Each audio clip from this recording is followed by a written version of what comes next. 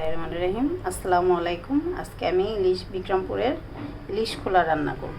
ইলিশ মাছ আমি কেটে ধুয়ে নিয়েছি, আর এখানে পেঁয়াজ আর কাঁচামরিচ নিয়েছি। পেঁয়াজ আর কাঁচামরিচ এখন আমি শিলপাটা বেটে নিব।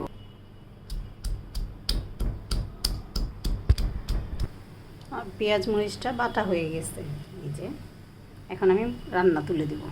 আমি রান্নাটা এখন করে নিব। পেঁয়াজ মরিচ বাটা নিয়েছি, আর এখানে সরিষা তেল দিব। আমি পরিমাণ মতো সরিষা তেল দিয়ে এখন এটাকে লবণ দিব। এখানে লবণ দিয়ে এখন এটাকে একটু মাখিয়ে নিব। আমি মশলাটা মাখানো হয়ে গেছে, এখন মাছগুলো আমি এটার সাথে সব মাখিয়ে নিব।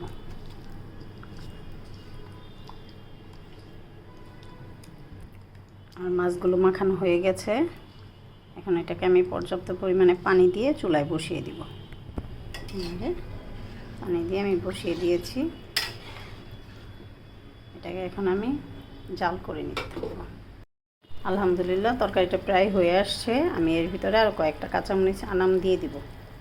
এখন কয়েকটা বলক দিয়ে তারপরে মাছ তরকারিটা নামিয়ে ফেলবো। যে তরকারিটা আমার হয়ে গেছে, এরকম কালার আসছে। এটা একটু সাদা সাদা এরকম কালারই থাকবে। আল্লাহ হাফেজ, আসসালামু আলাইকুম।